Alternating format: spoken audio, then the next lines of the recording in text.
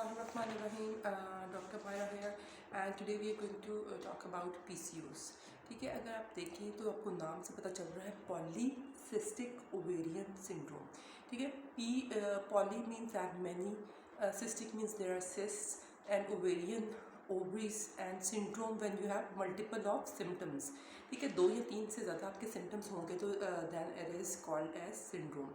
तो अच्छा, इसमें आप देख सकते हैं कि पॉलीसिस्टिक ओवेरियन सिंड्रोम आजकल बहुत ज़्यादा बढ़ गया हुआ है फीमेल्स में, और मतलब आ जाके फिर किसी न किसी को पीसीओस है. ठीक है, एब्रीविएशन की पीसीओस अक्सर हम इसको बोलते हैं. और पेशेंट की सबसे पहले हम देखेंगे कि कॉज क्या हो सकती है. Usually the cause is unclear, और कई दफ़ा ये होता है फेमिलियल भी हो सकता है कि फैमिलीज़ में रन कर रहा होता है.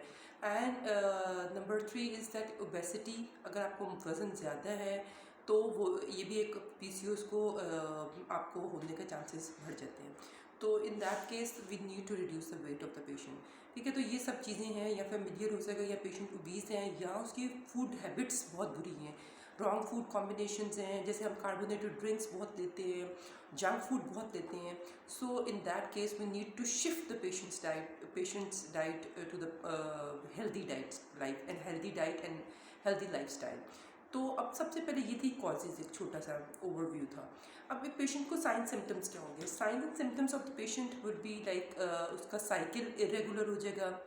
ठीक है, उसके अलावा एक फेशियल हेयर आ जाएंगे, चिन पे आ जाएंगे, बार्डनेस, गंजापन भी हो सकता है, पेशेंट की वॉइस भी हैवी हो सकती है, एक्नी हो सकती है, कई दफ़ा डार्क स्पॉट्स हो सकते हैं, नेक पे हो सकता है, या कहीं स्पेसिफिक एरियाज़ पे डार्क स्पॉट्स या डार्क पैचेस ऑफ स्किन हो सकते हैं. तो ये हमारे सारे, और साइकिल भी उस पेशेंट का ज़ाहिर है इरेगुलर होगा. तो ऐसे पेशेंट, और ओबेसिटी, अगर वज़न उसका ज़्यादा है, फेशियल हेयर ज़्यादा है, और बैल्डनेस हो रही है, वॉइस ज़्यादा है, और अल्ट्रासाउंड के ऊपर पता चल गया है कि पॉलीसिस्टिक ओवरीज हैं, तो तब उसका 100% डायग्नोसिस हम लगाएंगे कि ये वाकई पॉलीसिस्टिक ओवेरियन सिंड्रोम है पेशेंट को. So how we are going to investigate ultrasound and by the symptoms. ठीक है, और ऐसे पेशेंट में आपने देखा है कि इंसुलिन रेजिस्टेंस भी हुई होती है. इंसुलिन रेजिस्टेंस का मतलब है कि इंसुलिन जैसे ग्लूकोज उसने बाकी ऑर्गन्स में यूटिलाइज करवानी थी, वो नहीं हो सकेगी. दैट इज़ वाई कई दफ़ा हम कुछ ऐसी अद्वियात भी हैं जिसमें हम शुगर लेवल को कम करने के लिए देते हैं, जैसे मेटफॉर्मिन के नाम से आती है, वो दे सकते हैं हम पेशेंट को. और पेशेंट को सबसे पहले जो ट्रीटमेंट में भी आता है, सबसे पहले आपने इन्वेस्टिगेट कर लिया, सिम्टम्स बता दिए पेशेंट ने, then what we are going to do, patient की डायग्नोसिस होगी है. अब सबसे पहले हमने पेशेंट की डाइट को फोकस करना है. whatever she is taking, like हमने उसको कहते हैं ब्रेकफास्ट, उसने तलबीना का करना है. तलबीना means that you are going to take barley porridge along with milk, honey and some nuts in it, and dates and figs are very good for PCOS. तो आप ये कर सकते हैं कि तलबीना का आप नाश्ता करें, बार्ले पॉरिज करें, उसमें आप ऐड अप करें, वो डेट्स ऐड कर सकती हैं, रेजन्स ऐड कर सकते हैं, और इस तरह के आप जो ड्राई फ्रूट्स हैं वो आप ऐड कर सकते हैं. That will enhance the immunity of the patients as well. And then what we are going to guide the patient कि वो अपने, एक तो ब्रेकफास्ट लिया उसने, लंच में वो फ्रूट्स और वेजिटेबल्स ले ली तो ज़्यादा अच्छा है, क्योंकि 3 मंथ्स की ये इसकी डिटॉक्सिफिकेशन हम करेंगे. And in lunch green leafy vegetables along with whole wheat bread और ब्राउन ब्रेड, और you can say barley bread, ये आप तीनों चॉइस कर सकते हो.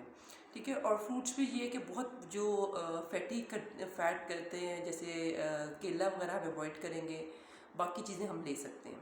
और वेजिटेबल में इसी तरह green leafy vegetables are preferred. तो सबसे पहले डाइट के बाद हम पेशेंट को कहेंगे कि आप अपना लाइफस्टाइल को चेंज करें, उसको मॉडिफाई करें.